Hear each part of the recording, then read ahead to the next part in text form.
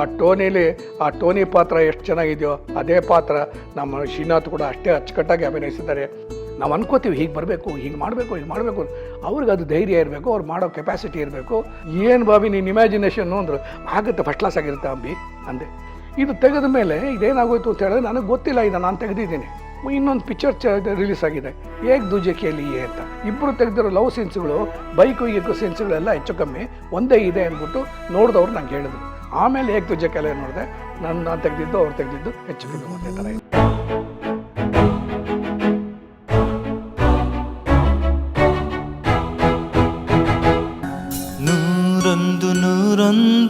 ಈ ಪೆಟ್ಟು, ಈ ನೋವು ಅವಳ ಜೀವನ ಪರ್ಯಂತ ಅವಳು ಬದುಕಿರೋವರೆಗೂ ನಾವು ಚಿತ್ರ ತೋರಿಸಿರೋವರೆಗೂ ಅದು ಈ ಪಾತ್ರ ಯಾವಾಗಲೂ ಇದ್ದೇ ಇರುತ್ತೆ. ಇದು ಅದಕ್ಕೋಸ್ಕರನೇ ನಾನು ಈ ಪಾತ್ರ ಹೀಗೆ ಬಂದಿದೆಯಲ್ಲ ಅಂದದಕ್ಕೋಸ್ಕರನೇ ಇದಕ್ಕೆ ನಾನು ಹೃದಯ ಗೀತೆ ಅಂತ ಇಟ್ಟಿತ್ತು. ಕೊನೆಯಲ್ಲಿ ಇದು ಗೀತೆ ಹಾಡ್ತಾನೇ ಇರುತ್ತೆ ಅವಳಿಗೆ, ನಾಯಕಂದು ಇದು ಬರ್ತಾನೇ ಇರುತ್ತೆ. ಅದಕ್ಕೆ ಹೃದಯ ಗೀತೆ ಇದು ಚೆನ್ನಾಗಿರುತ್ತೆ ಅಂತ ಅಂದ್ಕೊಂಡೆ. ನಮ್ಮ ನಾಯಕ ಇದ್ದವ್ರು ಇಲ್ಲ ಟೋನಿ ಚೆನ್ನಾಗಿರುತ್ತೆ ಬಾಬಿ ಅಂದರು.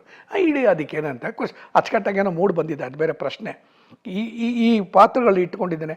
ಆವಾಗ ಬರೋದು ಅವಳಿಗೆ ಮಾನಸಿಕ ತೋಲನ, ಅವಳಿಗೆ ಒಂಥರ ಹುಚ್ಚಿನೂ ಅಲ್ಲ, ಇದೂ ಅಲ್ಲ, ಪೆಚ್ಚು ಥರನೂ ಇಲ್ಲ, ಆ ಥರದ್ದು ಒಂದು ಸೈಕೆಟಿಕ್ ಕ್ಯಾರೆಕ್ಟ್ರು. ಸೊ ಇದನ್ನು ಇಟ್ಕೊಳ್ಳೋದು, ಪ್ಲೇ ಮಾಡೋದು. ಈ ಥರದಲ್ಲಿ ಬೇಡ ಅಂದ್ಬಿಟ್ಟಿದ್ದೇನೆ, ಗಂಡನಿಗೆ ಬೇಜಾರಾಗ್ಬಿಡುತ್ತೆ. ಗಂಡನ ಕರ್ಕೊಂಬಂದು ಈ ಮನೇಲಿ ಬಿಟ್ಬಿಡ್ತಾರೆ, ತಂದೆ ತಾಯಿ ಮನೆಗೆ ಬಿಟ್ಬಿಡ್ತಾರೆ.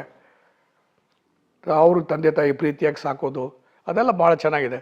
ಅಲ್ಲಿ ಈ ಇವಳಿಗೆ ಬೇಜಾರಾಗದೇ ಇರಲಿ ಅಂತ ಮನೇಲಿ ಇಬ್ಬರು ಕೆಲಸದವ್ರು ಇರ್ತಾರೆ, ಅವ್ರುಗಳ ತುಂಬ ಪ್ರೀತಿಯಾಗಿ ಇವಳು ನೋಡ್ತಾ ಇರ್ತಾರೆ. ಅವರಿಬ್ಬರು ಈ ಮಗ ಸಂತೋಷ ಆಗಲಿ ಅಂತ ಆ ಕೆಲಸದವ್ರುಗಳಿಬ್ಬರು ಒಂದು ಹಾಡ್ತಾರೆ.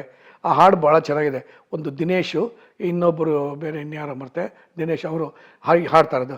ನೀಲಿಯ ಬಾನಿಂದ ತಾರೆಯಿಂದ ತೇಲೂತ ಬಂದನು ಚಂದಮಾಮ ಚಂದಮಾಮ ಚಂದಮಾಮ.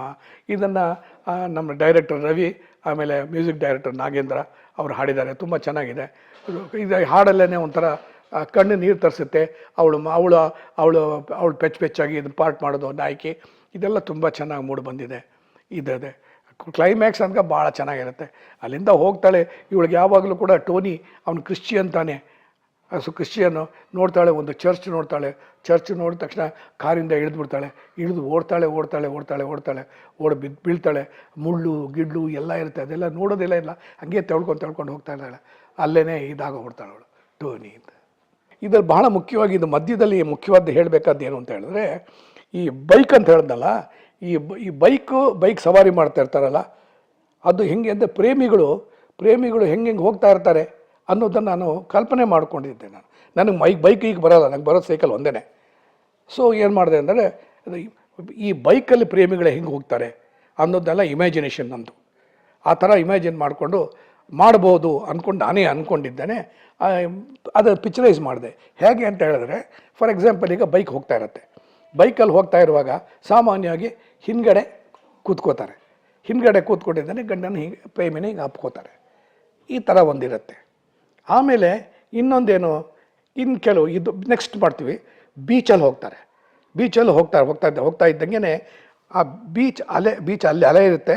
ಬೀಚಲ್ಲಿ ಇದರಲ್ಲಿ ಒದ್ದೊದ್ದೆ ಮರಳಿರುತ್ತಲ್ಲ, ಅದರಲ್ಲಿ ನಾಯಕ ಕೂತಿರ್ತಾನೆ. ಈ ನಾಯಕಿ ಇದ್ದವಳು, ಅವಳು ಸೀಟಿಂದ ಕೂತಿದ್ದವಳು ಎದ್ದು ನಾಯಕನ ಕತ್ತು ಮೇಲೆ ಕೂತ್ಕೋತಾಳೆ.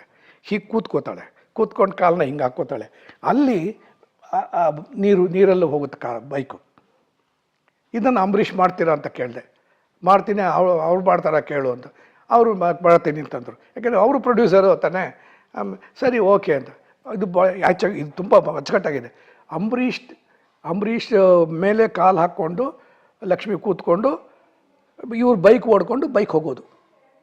ಇದು ಭಾಳ ಅದ್ದೂರಿಯಾಗಿದೆ, ತುಂಬ ಚೆನ್ನಾಗಿ ಮೂಡಿ ಬಂದಿದೆ. ಪ್ರೇಮಿಗಳು ಹೇಗಿರ್ತಾರೆ ಅಂತ, ಪ್ರೇಮ ಅದು ಭಾಳ ಚೆನ್ನಾಗಿದೆ. ಆಮೇಲೆ ಇನ್ನೊಂದೇನಂತ ಹೇಳಿದ್ರೆ, ಅವಳಿಗೆ ಜೀವನದಲ್ಲಿ ಈ ಸ್ಲೋ ಆಗಿ ಹೋಗೋದೇ ಇಷ್ಟ ಇರಲ್ಲ.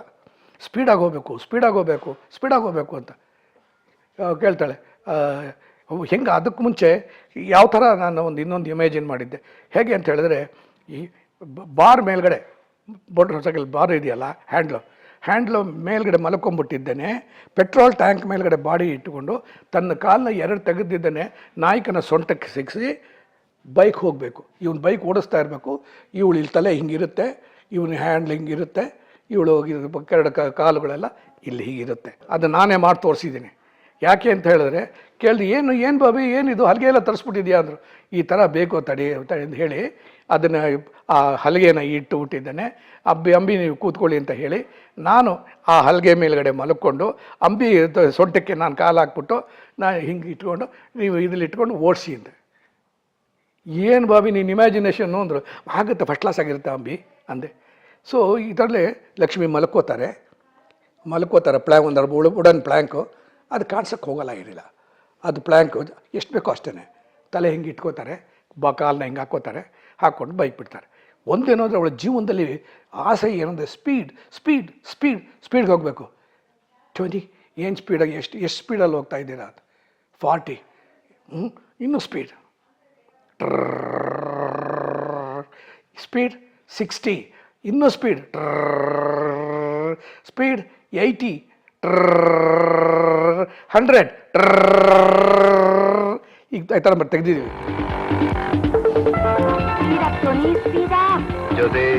ಇದು ಹೆಂಗೆ ಬೇಕೋ ನಾವು ಫೋಟೋಗ್ರಫಿಗೆ ಇದು ಬೇಕೋ ಇದು ತೆಗೆದಿದ್ದೀನಿ. ಇದು ಪಾಯಿಂಟ್ಗಳು ಕರೆಕ್ಟ್. ಅವಳ ಜೀವನದಲ್ಲಿ ಯಾವಾಗಲೂ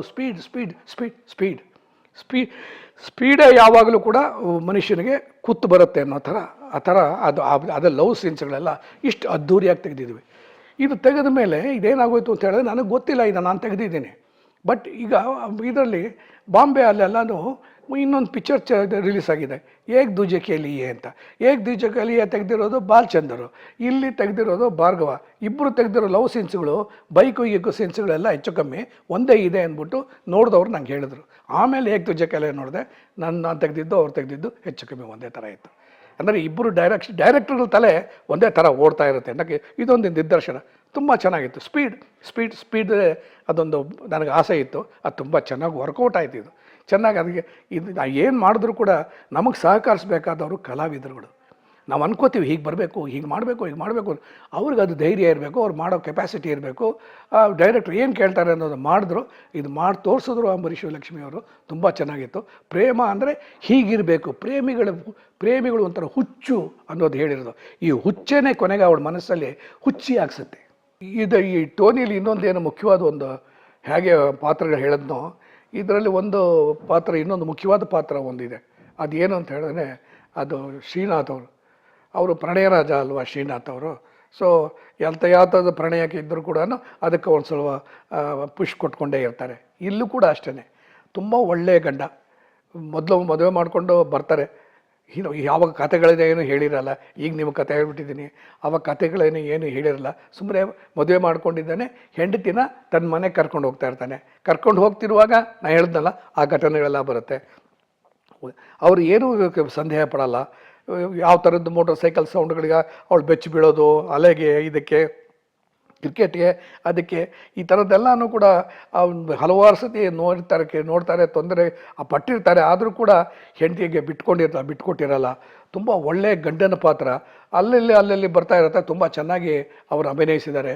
ಈ ಒಂದು ರೀತಿ ತುಂಬ ಚೆನ್ನಾಗಿದೆ. ಯಾಕಂದರೆ ಲಕ್ಷ್ಮಿಗೆ ಕಾಂಪನ್ಸೇಟ್ ಮಾಡಬೇಕು ಅಂತ. ಲಕ್ಷ್ಮಿ ಅತ್ಯುತ್ತಮವಾದ ಕಲಾವಿದೆ.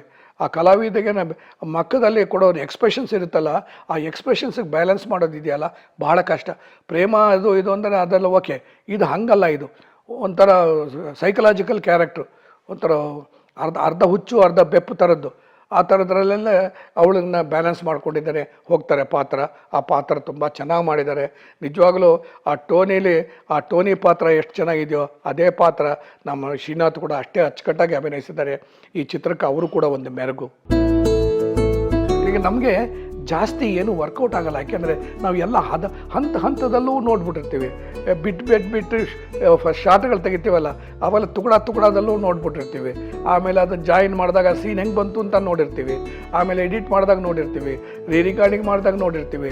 ಫಸ್ಟ್ ಕಾಪಿ ನೋಡಿದಾಗ ನಮಗಿಂತ ಹೆಚ್ಚಾಗಿ ನಮ್ಮ ಜೊತೆ ಬೇರೆಯವ್ರು ನೋಡಿರ್ತಾರಲ್ಲ, ಅವ್ರ ಪ್ರತಿಕ್ರಿಯೆನೇ ನಾವು ಅಬ್ಸರ್ವ್ ಮಾಡೋಕ್ಕೆ ಹೋಗೋದು. ನಮಗೆ ಏನು ಸರಿಯಾಗಿ ಗೊತ್ತಾಗೋಗಲ್ಲ ಒಂದು ಸತಿ.